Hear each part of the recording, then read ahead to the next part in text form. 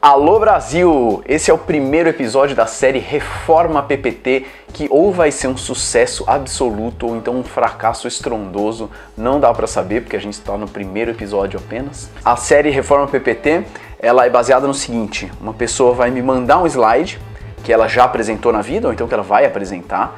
Ela vai contar o que é que esse slide gostaria de dizer, que mensagens ele tem e para quem é o público.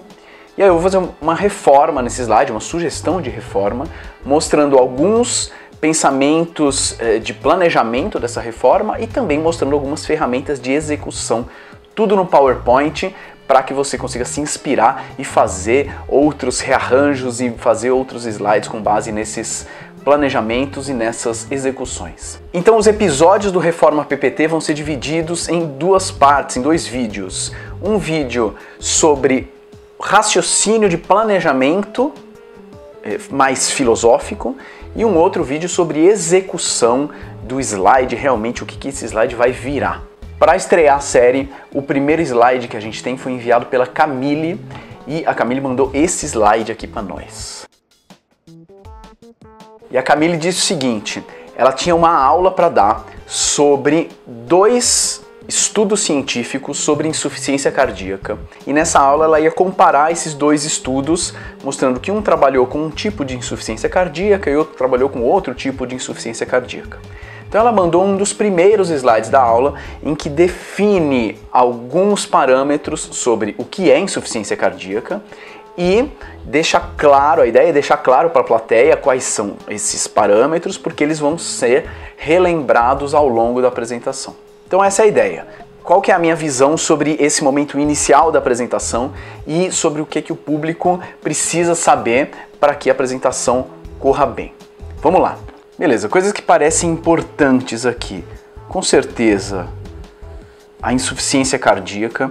O fato de que na insuficiência cardíaca o coração não consegue bombear sangue para o resto do corpo. E aqui a gente tem dois tipos de insuficiência cardíaca. A insuficiência em que o coração não tem força o suficiente e também o caso em que o coração não enche o suficiente. São dois tipos diferentes e os dois artigos científicos, os dois estudos científicos tratam um desse tipo de insuficiência e um desse tipo aqui. E aí, existem também as pessoas que têm os dois problemas. Tanto o coração não tem muita força, como o coração também não enche o suficiente. Então esses elementos são importantes para se trabalhar e para ter um destaque, coisa que eu acho que não estão tendo muito destaque nesse slide. Na área da saúde, que é a minha praia, mas eu acho que serve para várias outras áreas também, quando a gente vai falar de alguma coisa anormal, como por exemplo insuficiência cardíaca, eu gosto muito de comparar com o que é normal. Dependendo do público, talvez o público precise entender o que é o normal para entender o que é o anormal. Claro, se o seu público já tiver muita noção, já for um público de especialistas em cardiologia, talvez não faça sentido você abordar o normal, porque é óbvio que eles sabem. Mas, em geral, gosto de abordar o que é o normal para ir mostrar o que é o anormal. Então a gente tem a insuficiência cardíaca como sendo algo anormal. Anormal. E o normal é o coração que funciona direitinho, que funciona bonitinho. Acho então que a gente consegue comparar a insuficiência cardíaca, sendo que existem dois tipos de insuficiência cardíaca, aqui e aqui, com o coração normal.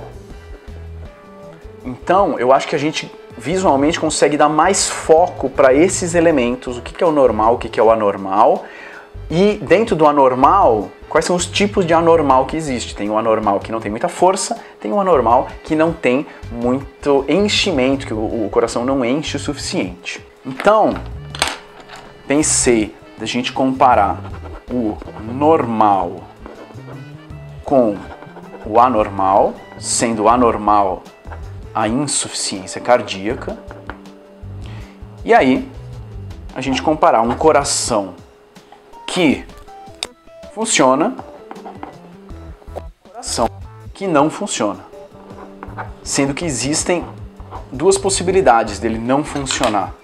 Ou ele não tem força o suficiente, ou então ele não enche direito. E também tem os casos dos corações que não tem força e também não enche. Então a ideia é transformar visualmente esse slide aqui, que tem muito texto e que talvez não deixe tão claro as mensagens importantes, e fazer algo que seja mais simples e que dê mais foco para aquilo que realmente importa. Eu acho que o simples é interessante por dois motivos. Porque se eu for fazer um coração super complexo, eu não sei fazer, então não adianta.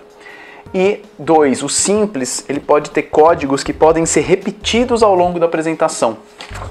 Então esses códigos aqui, o coração que funciona, o coração anormal, enche, não enche, pode ser algo que pode ser repetido ao longo da apresentação. Então são códigos gráficos que podem ser ligados a um estudo ou a outro estudo, sendo que um estudo trabalhava com insuficiência cardíaca que não tem força e outro estudo trabalhava com insuficiência cardíaca que não enche o suficiente.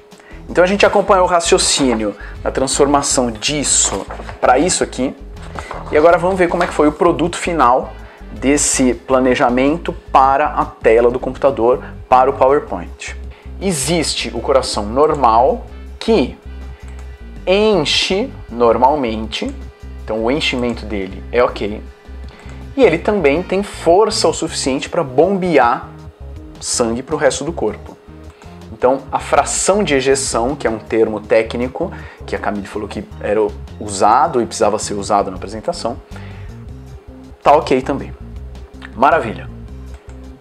Ao mesmo tempo, existe a insuficiência cardíaca. Então, na insuficiência cardíaca, existe a situação em que o coração enche normalmente, mas a força, vê que mudaram as setinhas aqui, a força, a fração de ejeção não é suficiente.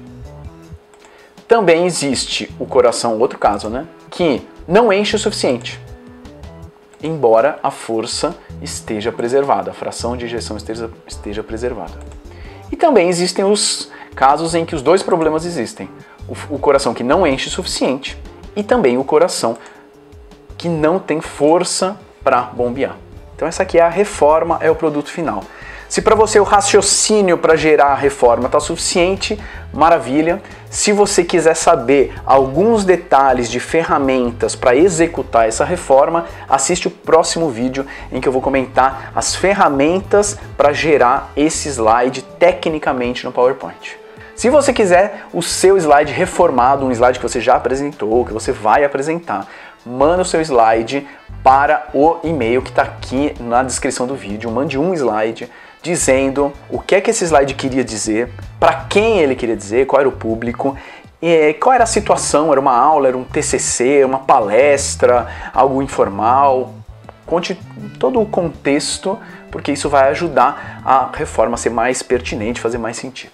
Beleza? Então, boas reformas e tchau!